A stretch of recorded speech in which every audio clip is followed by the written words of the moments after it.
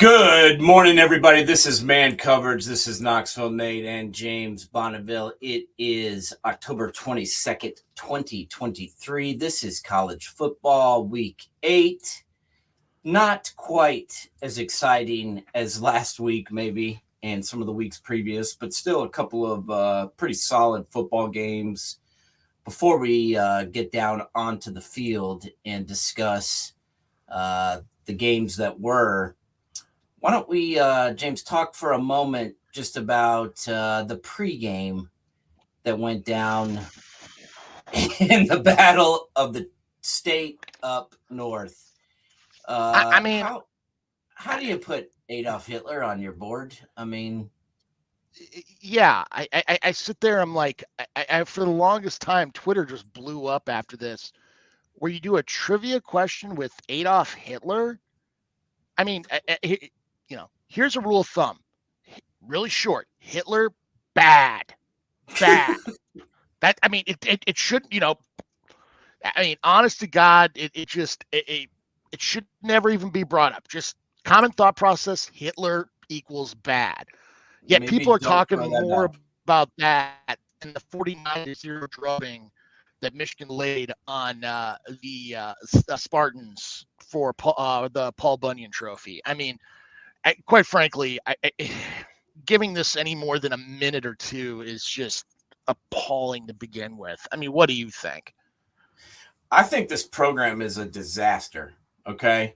They basically set their football coach up. They make a rash decision to pay this man $95 million before he's even really proven himself. He had one pretty good year the first year, but you don't have to give somebody an extension and a raise in year one. I mean, I never understood that. They obviously didn't understand what they were doing, and then kind of this season, before it even started, they were like, "Oh God, what are we going to do?" And then they hire someone to, I mean, basically set the guy up. Why was he even talking to that woman?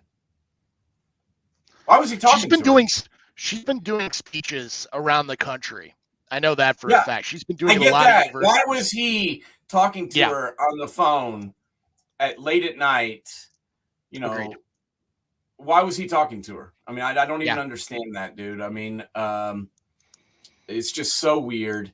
That program has been a disaster ever since D'Antonio left. The football program, that is. The athletics department's been a disaster even longer than that. It seems like it's just been one thing after another, not to mention the scandal that rocked the university at its core. And now it kind of seems like they're, I don't know, what do you tank for in college football? I mean, there's really no reason to tank. But I mean, you could see it on these kids' faces. They've given up. They won their Oh, first game against Central Michigan. They beat Richmond, and then they have gotten dismantled every game since. They put up a little bit of a fight last week against Rutgers, but really, Rutgers? I mean, hey, uh, they're a bowl team. They're yeah, going yeah, bowling. that's about how to describe them. They'll play in the Midas Auto Touch Bowl on December 12th, and that's who they are. But I just, what do you think about this program, James? And who on earth is going to take this job um, and be their coach next year? I just, Honestly, I think you got to bring. I know Mike Elko's name is being kicked around, but if I'm Mike Elko, I don't take this job with a 100-foot pole because I mean, it's more than just the football program. It is, I mean, outside of maybe their men's basketball program, I mean, they've had problems galore in that freaking athletic department. I mean, I know they won't want to hear this name, but Pat Narduzzi would be a good fit. I mean, he knows the program. You got to bring somebody who knows East actually, Lansing. I absolutely love that. I didn't even think about that, but that would be the best freaking solution, in my opinion, is to go out and get him. He coached there for a long time as the defensive coordinator under D'Antonio. He's done a very good job, in my opinion, at Pitt. I mean, it's not easy Yeah, to win at Pitt. it isn't. Uh, I mean, because you let's be honest, you're always going to be the little brother to Penn State in that state, and you're going to have a lot more resources in East Lansing than you will at Pitt. well, you share the locker room with the Steelers, Yeah. And it's just kind of like, I don't know. It's not really a college town. You know what I mean? Yeah. I think it's tough to win there, in my opinion. So I feel like he's done a good job. You know, it's the way college football is. He built a really good team there. And then it was like as soon as the quarterback left to go to the NFL, you know, a lot of the other players transferred, especially the Biletnikoff winning receiver who bolted for USC and that, you know, now plays for the Vikings. But, you know, it's just if he'd have kept him, who knows what last year would have looked like. Just because that guy was a game breaker. So Jordan Addison, obviously, is who I'm talking about here in case you live under a rock. But I'm just saying that affected their team last year. They also had some injuries at quarterback. Slovis transferred again, didn't he? Didn't their he's at BYU now. So that's what I'm saying. So they had guys that, you know, kind of took off. The last year's team wasn't whole, and then this year it's just kind of been a hodgepodge of dudes that they've collected to put on the field. But I feel like he's done a good job, and honestly, that is the best name I can come up with for that job. But let's stop talking about Michigan State football. Yeah, absolutely. Well, one thing I want to add about Michigan in here before we go, I'm sorry, FanDuel, predicting you have the best odds of JJ McCarthy winning the Heisman Trophy. I mean, I'm sorry, just because he's the quarterback of Michigan doesn't quantify him being that. I mean, honestly, how he's even on the top 10 is shocking to me. He had 3 picks against Bowling freaking Green. Yeah. I mean, what has he done that's been so remarkable? Otherwise, if we're just going to give it to the best, the quarterback on one of the top teams, then they're not even a top team. They're a horrible football team. They are the most overrated football team in college football as far as USC goes. I won't go that far, but I mean, I'm sorry. How is Michael Penix not number 1? How is Jaden Daniels not ahead of him? How is Jordan Travis not ahead of him? I like all 3 of those guys better. But I'm just saying about you. I'm talking about USC. You think that you really believe they were a top 10 team this year going into not with season? That defense. That's what I'm saying. They should have never been ranked that high.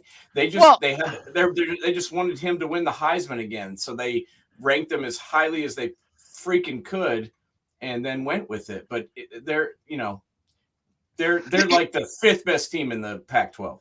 It's not even completely Caleb Williams' fault because that defense. I mean, Alex Grinch better start packing up his boxes because he is not going to be the DC at SC next year. I mean, quite frankly, I'm shocked he survived at Oklahoma. He's a good DC, but what we've seen out of this program with him and Lincoln Riley has just been awful, and they've got to make a change there. I mean, we talked about it last week. It's not out of the realm of possibility that SC could lose out. I could easily see them losing out. I'm shocked that game was as close as it was last night. They got really lucky to make that game close because Utah was up by 2 touchdowns and was driving, and no Cam Rising, without their quarterback, and Bryson Barnes is he's doing the best he can do. This guy's a former walk-on. I give him a ton of credit for going out there and battling, but he's not Cam Rising, bro. Not even close. And the fact that this Utah team can beat USC 3 times, you know how hard it is to beat a team 3 times in a row? Yeah. Much less a team that's supposed to be a top 10 opponent. I know they were ranked 18 last night, but they've been top 10 all year until this week when they got pistol whipped by Notre Dame. So, I don't know. We'll talk about them here in a minute. Let's get back to focus and discuss the big noon kickoff that went down yesterday. Me and you talked about it. We thought this would be an ugly football game. We thought it would be a defensive battle. Neither one of these teams has top tier offense. I mean, that's just not Ohio State this year. That's usually not Penn State. And the kid Drew Allard looked like a freshman to me. He looked uncomfortable all day. I think part of that was him. Part of that was the Ohio State defense. I've got this to say. I'm a Buckeye homer, but I pretty much look at it. I am, and I admit it every day. So but I do look at things realistically, and you tell me, man, that defense is legit. I mean, that's a top 5-10 defense in this country. I don't care what you say. That game was won. I know Marvin Harrison, got it going late, but that game was won because of this defense. And Jim Knowles has done a 360 with these kids. What do you think about the game that was and the Buckeyes winning again, which I love. I love talking about it. Agreed. I mean, honestly, offense. I mean, it's funny is you look back 3 years ago, and if you'd have told me that a Penn State Ohio State game would have an over under of 45, I would have said you're on crack. But going into this week, I mean, hell, 45, and I was taking the under hardcore because I mean their defenses are good, plus Penn State's offense, which I don't understand why they're being so conservative because they've got the players to do it, and Aller's got a good arm, but they just play this very conservative, methodical game of short passes, and I mean they're last in the country in explosion plays, last, and you're a top 10 team. Well, there was nobody. They scored 63 points last week, bro. I mean, yeah. I know it was an inferior opponent. I mean, there's no doubt about that. But they scored 63 points, and they've been putting up some pretty good numbers. There was nowhere to go with the football, and I admit our secondary was not good last year. We had some issues all over the place. Safety, corner, whatever. It just wasn't really a great secondary.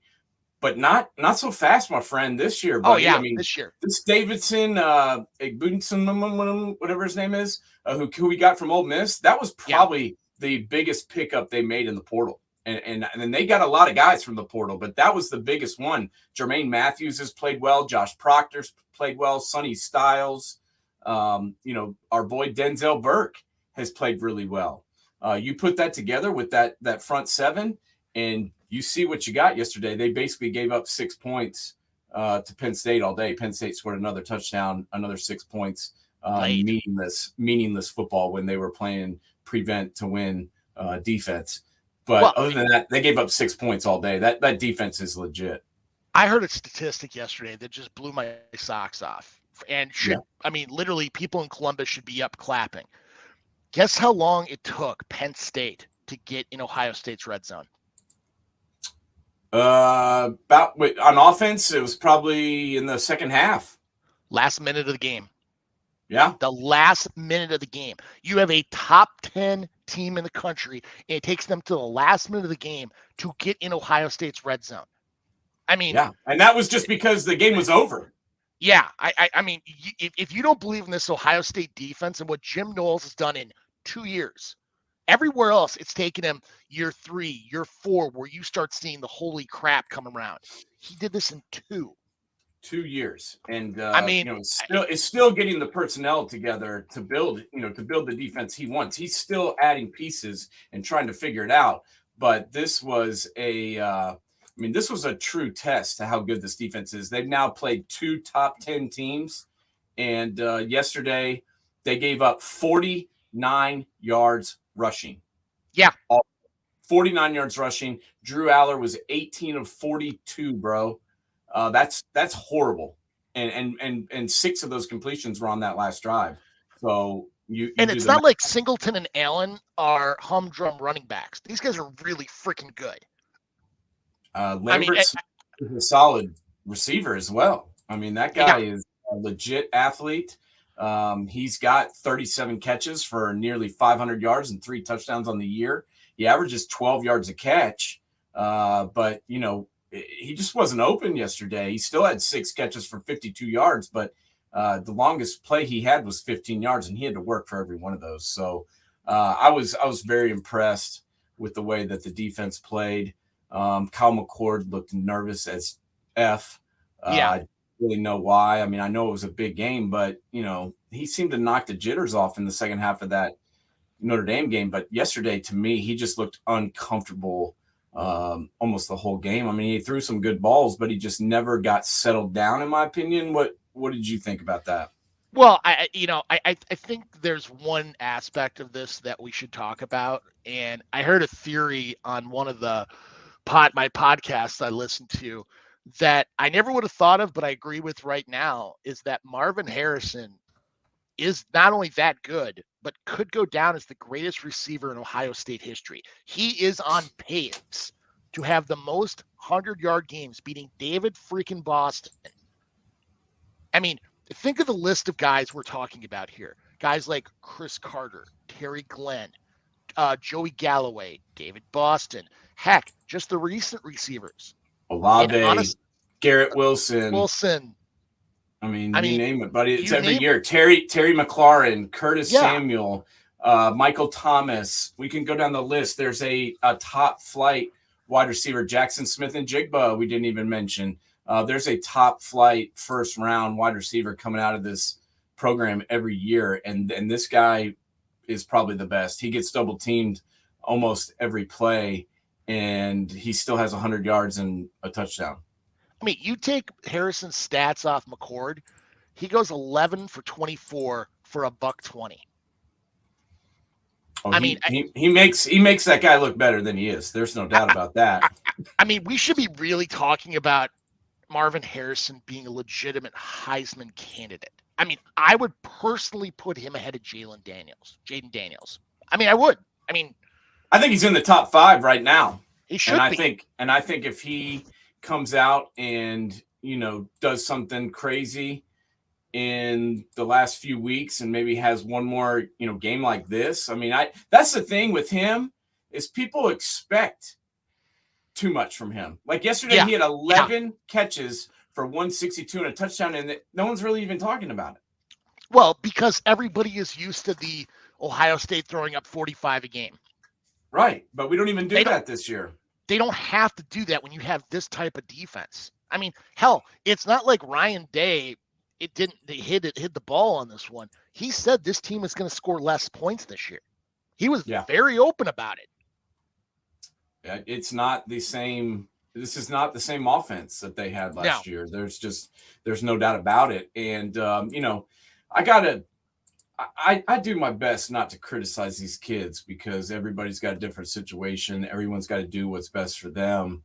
But to me, I mean, TreVeyon Henderson was pretty much a healthy scratch 3 weeks ago, and he's still not playing. I mean, this guy, if you want an action shot of him, you have to get him coming out of the tunnel. I just don't get it, man. I really don't understand. He goes out there and warms up before the game and then takes his pads off. I really don't understand it. Mayan Williams is not 100%, but he was out there rocking and rolling, and they really don't want to play Dallin Hayden. I think they're trying to redshirt him. So it's kind of screwing up their, not only their game plan, but their backfield. I mean, think about this. They beat Penn State yesterday without TreVeyon Henderson, who never plays but is very good, without Egbuka, and had a couple players go down early in this game, including Hancock, I believe, was injured, who is one of their nickel guys and a pretty good cover dude. So they lost 3 pretty solid players who weren't even on the field, and they still handled the Nittany Lions. So I'm pretty impressed. Can you name me another team that's beat 2 top 10 teams, James? No, Tell me who. I can't. Okay, thanks. Good. I think that would be, would Washington? No, Washington even didn't do that. I mean, current top 10 teams, yeah. No, you're right. Yeah. Are 2 teams that were in the top 10 when they played them? I mean, can't think of anyone that's done that except for the Ohio State Buckeyes. Yeah. Just thought I'd point that out. Anyway, let's move along because we had another game, man. At halftime, I really felt good about the Blue Devils securing this victory. I mean, they played such a great first half against Florida State. They were up 20-17, but it felt like they were up more than that for some reason to me. They kind of held this offense in check. Riley Leonard, obviously, in my opinion, wasn't really 100%, but he wanted to go out and play for his team. Imagine that. A guy who wanted to go out there and give it a go. Pretty amazing, but they didn't continue the same type of effort in the second half. What were your thoughts of Florida State completely taken over and scoring 21 points in the fourth quarter over Well, Duke. Honestly, this is where I appreciate Riley Leonard gutting it out. Yeah. But honestly, this was a game where if I was Elko, I would have found any way possible to sit his ass down because he gets healthy.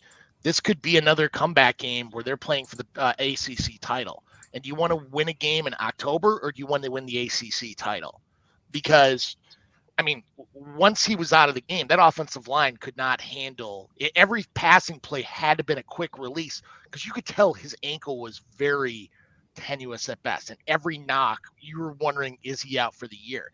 And allow that defense to really provide because the defense is legit. I know people don't want to admit it, but Duke's defense is very much legit. But I personally would have played him. Try to do as best you can without him, take the L, but then keep plugging away, get him healthy because you could easily be back playing for the ACC title, especially after UNC pukes against UVA yesterday. Holy crap. Yeah. I said that a couple of weeks ago that I wasn't really 100% in belief of UNC just because I've been burned by them before when I started to believe, and then they would lay an egg like that. And I agree with you. I think, last week I thought Duke played pretty well on offense, honestly. Yeah. Against NC State, they put up 24 points. That certainly wasn't an offensive juggernaut, but, Henry Baleen, threw 2 touchdowns. He only completed 4 passes all day, but he completed 2, he threw 2 touchdowns. And I'm not saying that he's a great quarterback or better than Riley Leonard, not even close. But I'm just saying, man, I'm like you. I was worried about his health, and he didn't have the mobility to get out of the way in some instances from death shots. And so I just didn't really understand playing them. I get it. It's a big game, huge for your program. But if a kid's not healthy, I don't really understand putting him out there. Now, you say that, and I'm questioning the other kid, but that's just because he sat out of the national championship game. And honestly, look at TreVeyon Henderson. What's his best game? What's the game that you're going to talk about in the NFL draft that you're going to sit there and remember? I can remember plays, but I can't remember the game. Yeah, he's had some big games, but he doesn't ever play in the big games, like the games against big time opponents. He doesn't play. I don't think he played against Notre Dame, did he? No, he didn't.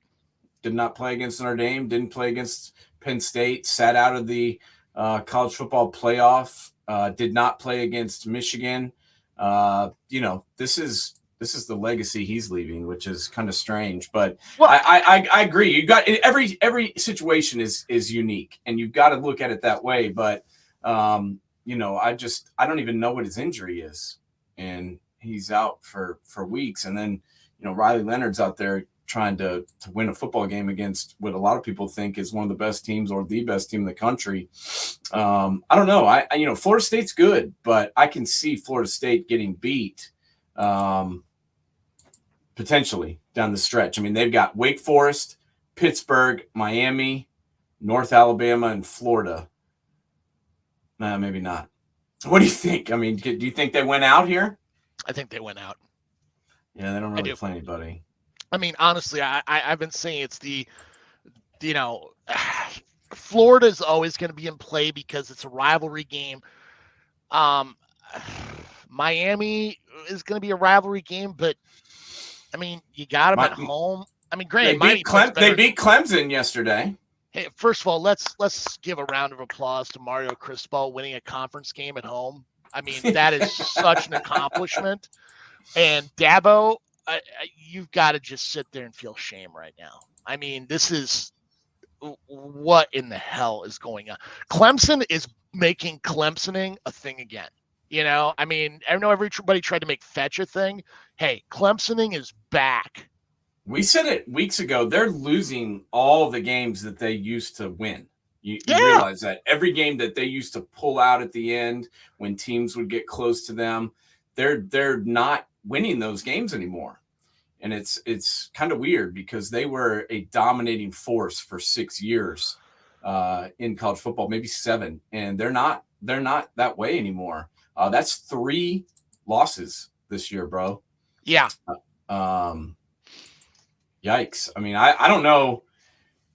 I'm not sure they're done losing, to be honest. They've got a couple more games. They play Notre Dame. They play North Carolina. They play South Carolina. Georgia Tech beat Miami, who just beat them. Come on, South Carolina. Let's not go crazy here. All hey, right? Come on, man. They beat them last year. They beat them last year. I'm telling you, I would not be shocked if South Carolina beat them at this point. I really wouldn't. Am I going to pick them and send money to Vegas on the Gamecocks? No, but I would not be completely shocked if they were able to beat them. But here's a theory for you on that one.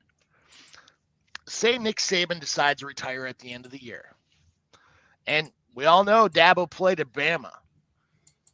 Do you think if Bama came calling, Clemson would be like, we're fine, you could take them? You know what? Before this year, I would have said you were nuts, and I would have said, no way, that's not happening. He's not leaving Clemson. But honestly, after this year and the way things have gone and the way last year ended, where they lost those games down the stretch to South Carolina, to Tennessee, and then, looked bad doing it. I wouldn't be surprised if he were to retire. I mean, I'm not saying Nick Saban's going to retire. I don't think anybody really knows that. I don't think he knows that. Yeah. But let's say he does at the end of the year, and he says, I've won 15 titles. I'm calling it a day. I think that's the first call they make. Yeah. Don't you think that? Who are they going to call first? I don't know. That's a $6 million question. I mean, honestly, you could throw Mario Cristobal on that list until you actually watch his teams play. And, They're not calling him. If he could be the coach from like January to August, and then they have a different coach for the actual season.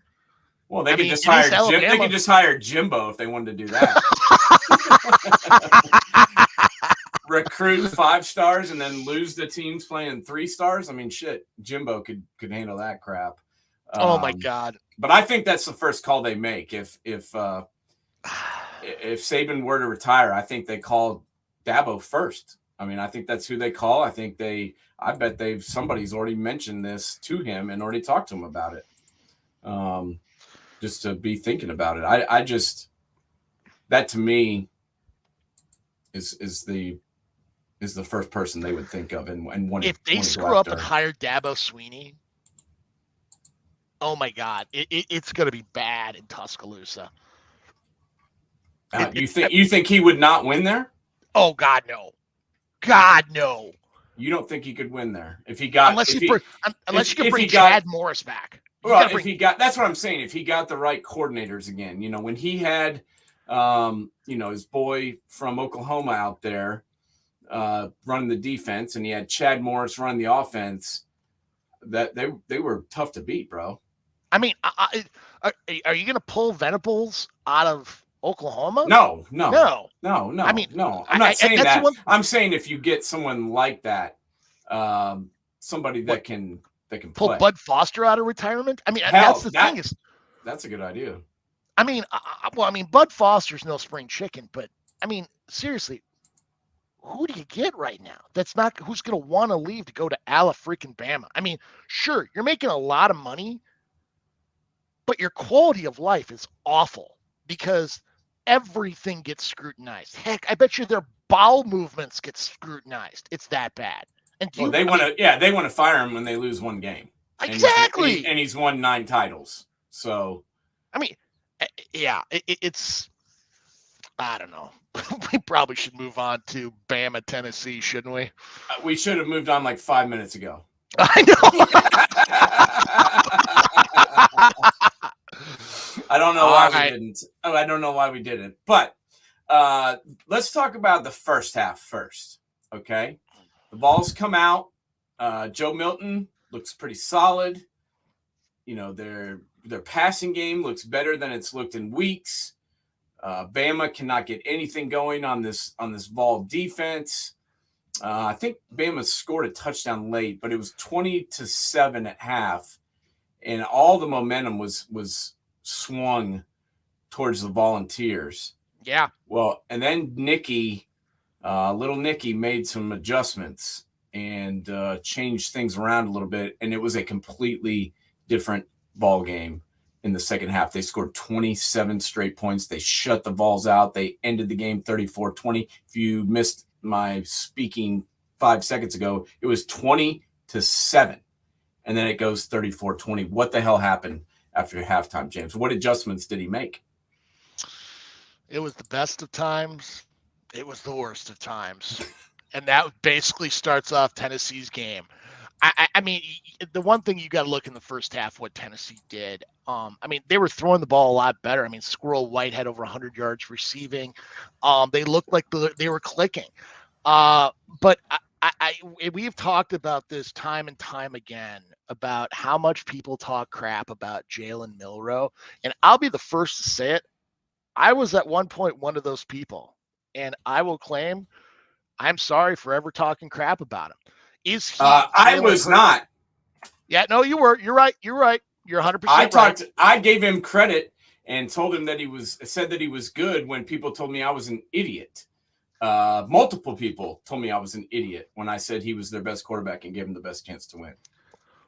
Guess who has the number? Okay, obviously Jaden Daniels is the number 1 quarterback in the SEC. But quarterback efficiency, guess who number 2 is? Jalen Milroe.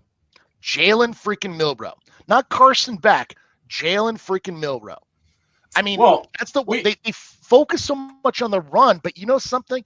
He is such a good deep ball thrower. Is he going to be the immediate, short and immediate intermediate passing guy? No. But I mean, look at how many long passing plays. Like Isaiah Bond yesterday, 46-yard touchdown. I mean, 34-yard pass to Kendrick Law, 22-yard strike to Jermaine Burton, 17-yarder to Malik Benson, 15-yarder to CJ Dupree. He ran for 3 yards yesterday, Jalen Milroe did. Yeah. And they won the game by 2 touchdowns over a top 17 team. Okay. This guy can throw the football and he can make plays. And I get it. People act like he had been some stalwart in the Bama offense for years. He played like 4 games last year, bro. And it took him a little while to get it going. And I just don't understand why all of a sudden, if somebody's not amazing in their first 6 games, we're ready to ship them off. And I don't understand that. It takes time. And if a team can continue to win while the guy is developing, that's pure gold right there, son. I mean, he's taking over for Bryce freaking Young. The guy won a Heisman freaking trophy. I'm sorry.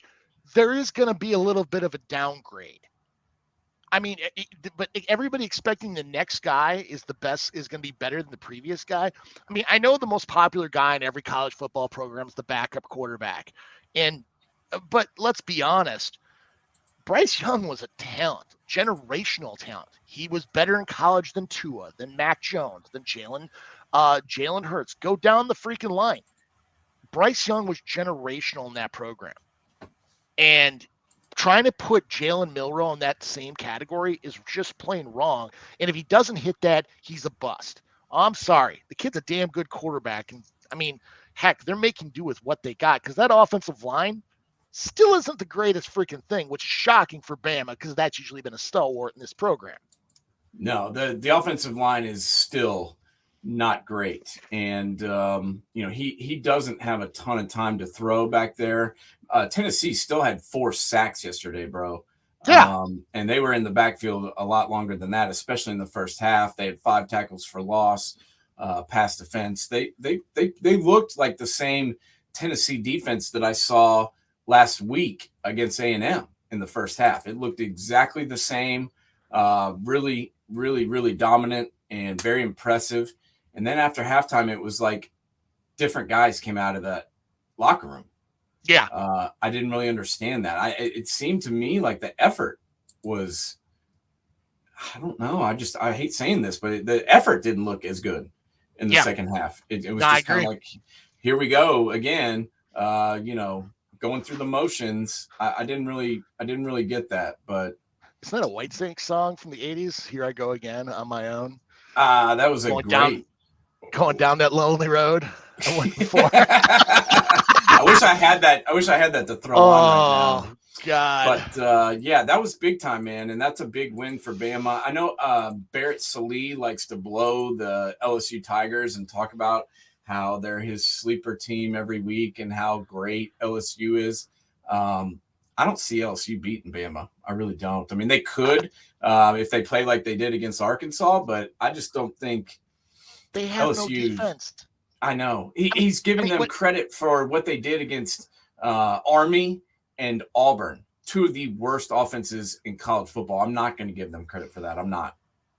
Are you? I mean, honestly, Alabama, I think it's going to take them to the woodshed because I don't think. I mean, are there some complementary pieces around there in LSU besides Daniels? Yeah, I like Neighbors. I like some of the receiving core, but defensively, you got Perkins and who else? Who else? I mean, what is Perkins going to have to play corner, safety, and linebacker all at the same time? I mean, he can't be everywhere at once. Yeah, they don't. Their defense does not scare me at all. No. And I'm not worried about it. But let's move on because I really want to talk about this game, and that's USC versus Utah. Let's be honest, Utah kicked their ass twice last year and basically ruined USC's season. And I thought that USC would come out and just want to do everything they could to beat this team because they have just not been able to do it in the last couple of years. And it was the complete opposite. It was kind of a close game. I believe it was tied 14-all, but I just felt like Utah was, kind of handling them when they went to the break. And then out of the locker room, Utah comes out, goes right down their throats, scores 14 straight points. They're up 28-14. They've got the ball. And then Barnes makes a horrible decision on 3rd and 11 and gives up a pick six. And all of a sudden, the Trojans are right back in this ball. Luckily, Utah was able to come back and right the ship a little bit and kick a field goal to win as time expired in a really good game. But I felt like Utah dominated USC at the line of scrimmage, and I felt like Utah's defense did a great job holding this USC offense in check. Yeah. What did you think? I mean, I agreed. I mean, honestly, I've said this. There's no team in America that embodies their head coach more than the Utah Utes. And their offense and defensive line have been stalwarts throughout this entire career in Salt Lake. And I've been so impressed. And he has had USC's number for gosh darn forever. They've been in the Pac-12, it seems like. It doesn't matter if they're playing in Salt Lake or at the Coliseum. There's that mystique of USC. It just does not wear off on the Utes. And they'll play the game they have to play to beat them up. And once again, Kyle Whittingham is doing what he always does. What about number 28? I don't want to rip his name apart. Sion Vaki? Yeah. Oh my gosh, dude. This guy, last night, he led Utah in receiving. He had 5 catches for 149 yards and 2 touchdowns. He had 9 carries for 68 yards. Oh, and he played defense and was making tackles for the defense. I mean, this guy is a throwback player. Pretty freaking impressive. What did you think about this kid doing playing both ways at such a high level? Well, my guess is the kid's got a freaking, Uber Eats delivery system too as well as a paper route. I mean, plus gives water out at halftime. I mean, what doesn't this guy do? I mean, he was freaking everywhere. And Alex Grinich was such a great DC coming up. I mean, he was at Washington State under Mike Leach and then went over to Columbus to coach with Urban Meyer. And then literally after he went to Oklahoma with Lincoln Riley and now at SC, he's just not been the same guy. And they would have been able to track a guy like Vaki. And he just literally lit them up like a Christmas tree. It was amazing to watch, man. I felt like I was watching like R.W. McQuarters Charles Woodson or something with somebody doing that kind of stuff on both sides of the ball. But let's talk about what Doug's talking about for a second, because I was a little bit shocked by the way that Washington came out and played yesterday against Arizona State. And Doug's exactly right. They were lucky to get a victory out of there. And that to me is shocking, because I don't feel like Arizona State matches up with Washington at all. However, they were winning for 3 quarters of this game. If Washington doesn't score 12 points in the fourth quarter, and if they don't get a 90-yard pick six by Michelle Powell, Washington loses this football game to a 0-4 in the Pac-12 Arizona State, who now falls to 1-6. What the hell happened with the Huskies yesterday? I honestly think it was a huge letdown game, but honestly, Kenny Dillingham is going to be a good coach in Tempe. I mean, yeah, they, lost by 8 to Washington. Last week, lost by 3 to Colorado. Week before that, lost by 3 to Cal. Week before that, lost by 14 to SC. I mean, they've been putting up good fights. They've been putting up good fights with a roster that has been depleted like none other. I mean, heck, you saw people getting out of freaking Tempe after the transferring out after the firing, like it was going out of style. There was people transferring before. Yeah. Before Herm got fired, people were jumping ship and swimming away fast. I mean, you give it a couple years, especially with the talent pool recruiting-wise there is in Arizona. I'm intrigued to see what Kenny Dillingham's going to do. I mean, that's a team, honestly, if they can recruit right, look at how many one-score games they're losing. Those one-score games could flip the other way, and they could be a 6-6 team next year. I agree. I do want to talk about Doug's comment a second ago about Penix yesterday. Yeah. Wow. 27 of 42, 275, 2 interceptions, no touchdowns.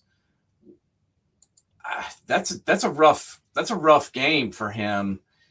How bad does that hurt him when he's already fighting an uphill battle to win this trophy? I mean, does that take him out of it completely? No. I mean, let's be honest. We've seen worse games and people have come back from it. Now, can he have this game in November? No. Absolutely not. Yeah. But I think that's part of the reason why FanDuel is putting freaking J.J. McCarthy at number 1, which I personally still don't get. I'd still have Penix there. But yeah, I mean, scoring 9 points. I mean, technically, you didn't score. You scored 6 points on defense and, 10 points on special teams. Offense didn't do anything. Nothing. So, yeah. That 90-yard pick six was huge. As I mentioned, and he did not have a great day. It didn't look like the same guy that was throwing darts around against Oregon the week before. So I think that game was a big game. I think that took a lot out of him. All the emotion after winning it. What the hell is North Carolina's excuse, bro? Because I don't understand. How do you lose to a team that's 1-5? Who's just kind of happy to be out there.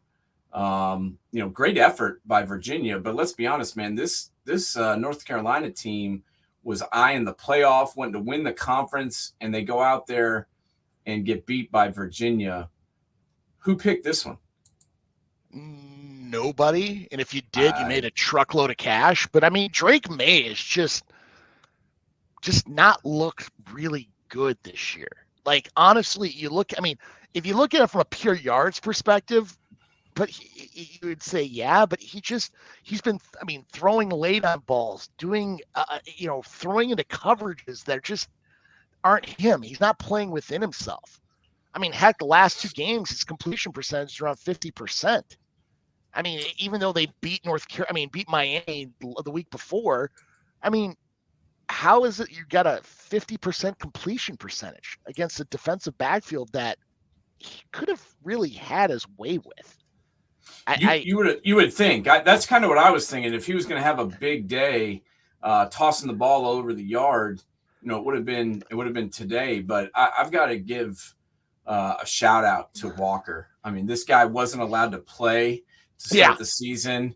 He's ineligible, and he's come out since and been one of the top receivers in the entire country, bro. Marvin Harrison, Devontae Walker. I'm okay putting that guy, right after him in a sentence. I mean, what is going on with this dude, man? He is legit. Did you think he was going to blow up like this after getting eligible? No, I heard a lot of good things coming out of camp about him, but it goes to show how good that Kent State roster was. I mean, look back at what they had on that roster between what's his name, the quarterback now at UCLA. Can't even think of his name. He's a backup to Dante. He's a backup to the freshman. Yeah. Yeah. I know who you're talking about, but I can't remember his name. Is it Shield? Yeah, Shield. And then you had Walker. You had the kid at Penn State who transferred in, I'm blanking on right now. I mean, there was some serious talent with Sean Lewis built there. And I mean, people have been talking about Sean Lewis for some time, moving to that next level to a Power 5 job. That's going to be the intriguing hire of where does he go in all this next situation stuff, and maybe a place like Arkansas, because I think Sam Pittman is going to get fired. It's only a matter of time. But you've taken 3 guys who've come from nowhere and a guy like Des Walker, and look what he's doing at North Carolina, where honestly, if he keeps tracking it the way he is, we may be seeing him getting drafted in April. I mean, don't you think? Like in the first round. Yeah. I'm being dead serious. He is one of the best receivers that I've seen play all year, and I've only seen him for a couple weeks. 23 catches for 321 yards and 4 touchdowns. And what's he played in 3 games? Maybe. Yeah. So, I mean, I'm a big fan of this kid, and I just didn't get to see him play that much at Kent State. I heard the noise as you did. When they were talking about him coming out of camp, they were talking about how this kid, was going to be one of their best players. He had 6 catches last week for 132 yards and 3 touchdowns against Miami. And, it didn't slow down at all yesterday. No. I was like, no way is he going to match that. And he certainly did. I was very impressed with him, but at the same time, that was a big time loss for North Carolina moving forward. I feel like that does a lot to hurt not only their chances of going anywhere or doing anything this season, but I feel like that hurts the team's confidence losing a game to a 1-5 previously Virginia opponent. Don't you think? Oh yeah. I mean, honestly, you take Walker off the lineup last week against Miami, I think they lose that game too as well. Now you go in to play at Georgia Tech, who, if you're going to beat them, you're going to have to beat them on the ground. And Hampton's been playing pretty good on the running game, but they need that win next week to get them back on track to even have a shot of winning the ACC title. Because let's be honest, in 3 weeks, they got Duke on their mind. And who would have ever thought Duke, North Carolina could potentially lead to a ACC championship game? It's definitely true, man. And I never would have thunk it as a little whippersnapper growing up watching those teams play basketball. But they're playing pretty good football. That loss yesterday perplexed me for sure. But they're still a pretty good football team. Question for you: What happened? What happened yesterday in Iowa City, buddy? I was thinking about you. And I know you wanted that pig so bad, and now you've got it. He's back where he rightly should be. Trust me, in the last 12 hours, 14 hours, I've seen more NCAA regulation books thrown on Twitter, Facebook, Instagram. I mean, carrier pigeon, you name it. But you start waving your arm, guess what, folks? You're calling the play. Now, Iowa fans didn't like that too much, but, they were throwing trash on the field. I wasn't sure if they were throwing trash on the field for the touchdown being called back, or how their offense had 2 yards of total offense in the second half. Their longest running play was 7 yards on a quarterback sneak. 7 yards. Now, how can he continue to pay his son to lead this offense? I mean, I say at the end of the year, I think you're going to see Ferentz step down, his son step down. Defensively is not the problem. I mean, quite frankly, Phil Parker, that's the guy. If Alabama wants to hire somebody, bring Phil freaking Parker down as a DC to Tuscaloosa if Dabo is your head coach. Because, that guy does more with less than anybody in the country. And their defense, year after year after year, is just so freaking good. D-backs, Cooper DeJean is unfreaking believable. He is so good and is so underrated. Their linebacking core, look at Sebastian Castro. They've got a legit defense. Their offense is a freaking train wreck. It's a disaster. Now that was definitely, a fair catch. He put his he put his hand up, he waved it 3 times, ran around. I'm sorry, bro. That was a fair catch. Don't even know why he ran it after he did that. I don't get it, but that to me was not surprising. It's kind of like in the Penn State game when the Penn State fans were mad about the scoop and score getting called back, but their DBs were grabbing people all day, and they probably got away with more calls than you would have thought. But that's got to, I think, end. I thought they had a contract stipulation that they had to score 25 points per game. Yeah. Right? Yeah. Well, they're not scoring 25 points per game. They got 10 yesterday. They're not even close. Not even close. Quite frankly, I think they've got to average like 30 plus a game on the way out. And it is going to be insane. There's no way they're going to do it. The question is do they rip up the contract and start over again? Or, Ferentz has been there now for 25 years. I have a hard time believing they're going to fire him, bro. I don't think they're going to fire him, but I think they're going to tell him to fire his son, but I don't think they're going to fire him. I don't think he's gonna leave though. That's the thing. I don't think he's gonna want to fire his son because he's still got guaranteed all that money he has is guaranteed.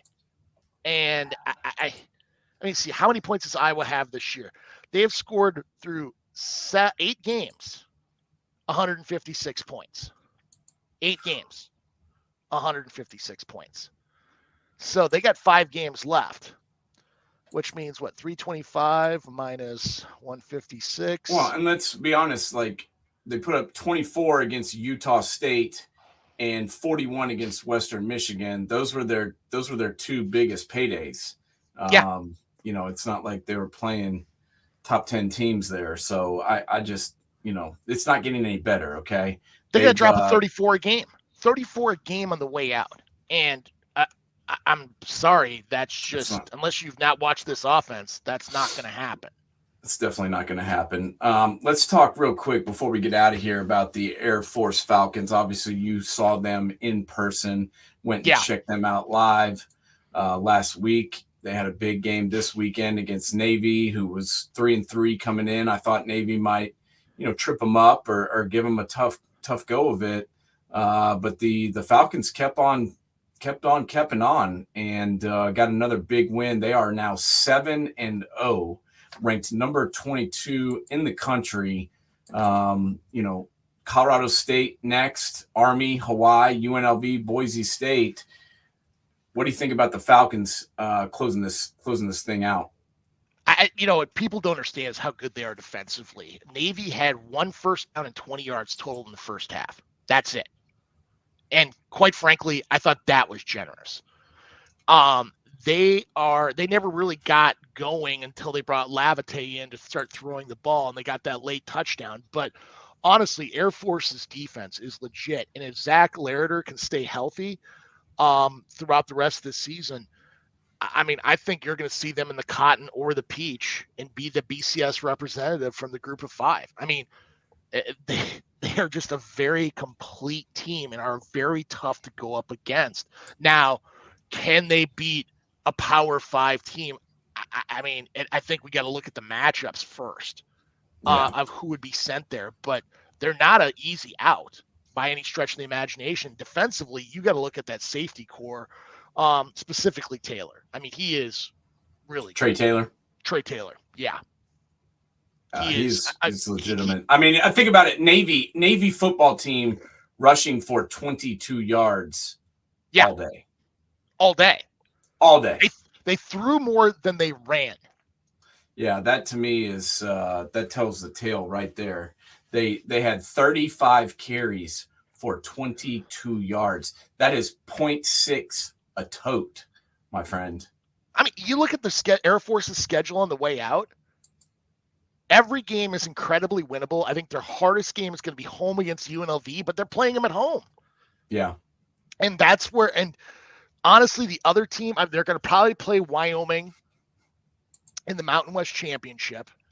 But the only other team in the group of 5 I thought that had a legitimate shot of taking them on was Tulane. And, you know, Tulane came out very good, but I mean, you know, they started off really hot with a 28-0 lead. And North Texas came back and made that a game.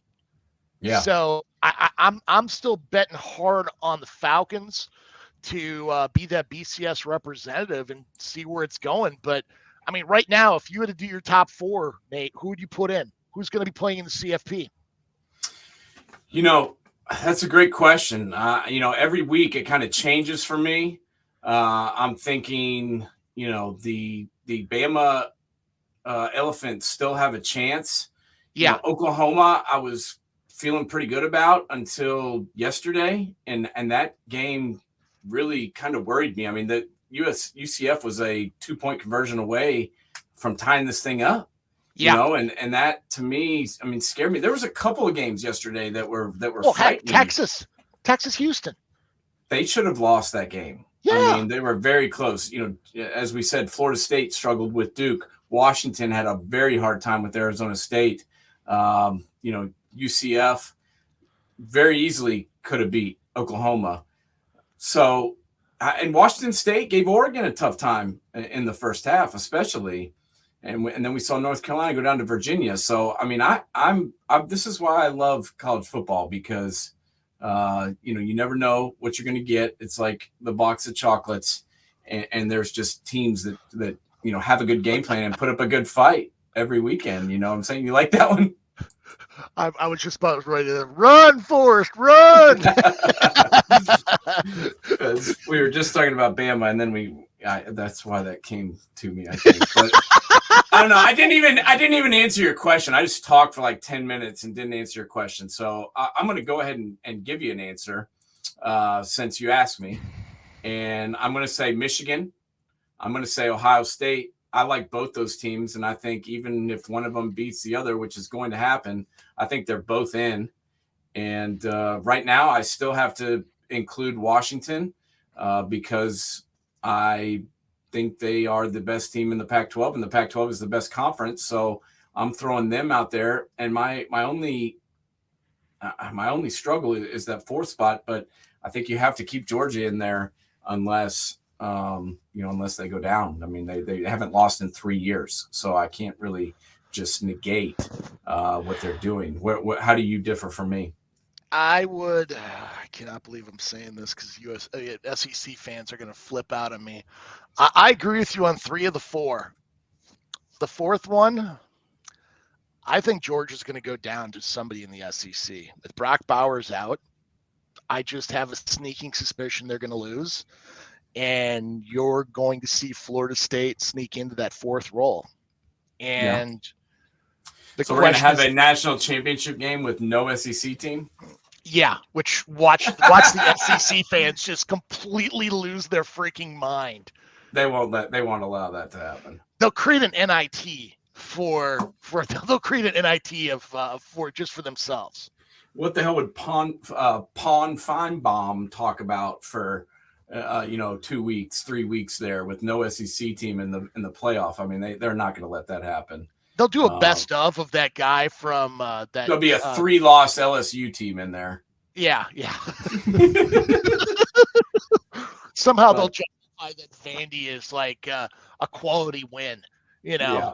So you've got OSU, Michigan, Washington, and Florida State, and I've got OSU, Michigan, Washington, and Georgia. So we'll see if that holds true. Right now, I think those are pretty good picks based on what we've seen. Sorry to all the Vols fans. That was a rough loss. You guys played so well in the first half. I was cheering for you. I was hoping that you could pull that one out. But not all's well that doesn't end well. And Iowa fans, tough. Make sure you get the Kinnick to pick all the trash up you threw on the field. Iowa fans are the worst, bro. I got to be honest with you. I've been to almost every stadium in this country. I've seen some of the trash fans across the board. Iowa is right up in the top 2 or 3 of the worst fans that I've ever been around, and the fans that I most want to punch in the face. And did. By the way, that Penn State game, when Penn State dropped a burger on them, don't you think Franklin was showing video of their fans mocking their players being hurt in the stands? Yes, I do. I do think that.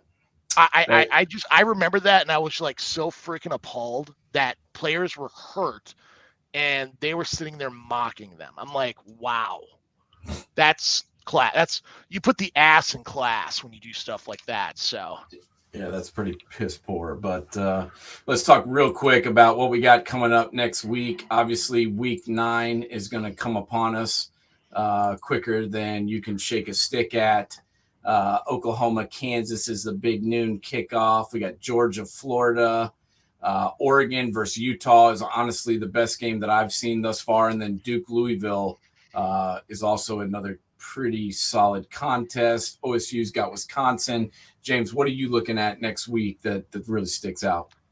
Well, if I didn't bring this up, a certain listener and watcher of the show would be upset with me that, on Thursday night, Georgia State travels to Georgia Southern to Allen E. Paulson Stadium for a great Sun Belt battle. So, John Kramer, I'm looking out for you there. But honestly, you got to look at the cocktail party. I mean, that's a game where we have seen time and time again where if Georgia's going to lose, that's a good place for it to happen because Georgia sometimes struggles in that game. I mean, Grant, let's be honest, not always the best team wins that game. Yeah, exactly. You're exactly right. And that is, I mean, that's a ruckus environment because it's kind of like Red River. Half the stadium's filled with one fans, the others with the other set of fans. Oregon, Utah. I'm looking forward to seeing how Oregon comes back. I mean, they played pretty well yesterday against Washington State, but playing against the Utes, who are as physical as they are in the line of scrimmage play. Yeah. I think Duke, Louisville. I think Louisville just doesn't look the same ever since the Notre Dame game. I think Duke's going to win her there. But we have seen some of the craziest crap. Whenever we think it's going to be a weaker week, something insane happens. A game I think people are going to overlook is the 9:30 game between Oregon State going to Arizona in Tucson to play the Wildcats, because Arizona has been playing much better football lately. And I got a feeling that's going to be a game on their hands. What are your thoughts? I agree with you. Arizona was one of my sleeper teams last week. And then I believe they had a bye this week. Did they play? I think they played. They played the infamous bye, who's still undefeated though, too, by the way. Yeah, they played Washington State the week before, and we talked about that. They whipped their ass 44-6.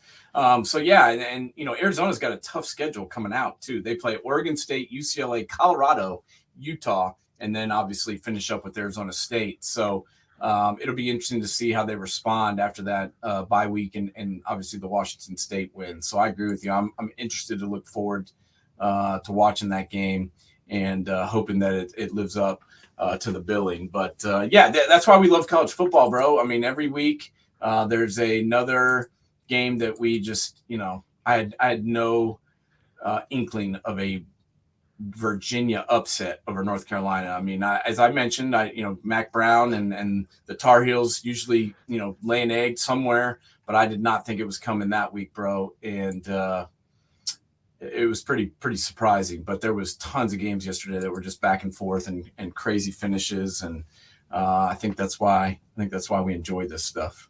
Well, you look at it, it's kind of like the opening weekend of the NCAA basketball tournament.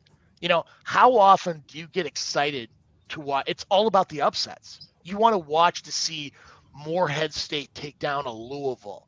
You want to see those monster upsets. Heck, you get that through 16 weeks of college football. Every weekend, something freaking crazy happens because you got to show up. We don't play these games on freaking paper. No, they sure don't. And these kids, you never really know, man. These kids are human beings, so things happen. Yeah. And, they're tired. They've had a bad week. These are human beings inside these helmets, and that's why their girlfriend broke up with them. Yeah. Tony Franklin said it best. You don't know what the hell's this kid's going throughout the week. You just see those 3 hours, and they're not freaking robots. They're humans, just like you and me. Exactly, and then that's why Saturday doesn't always go as planned. So we'll look forward to it. But some another good slate of games coming up. Week 9, Week 8 is in the books. James, have a great rest of the weekend. I'll talk to you real soon, buddy. All right, man. Talk to you. Keep your chin up.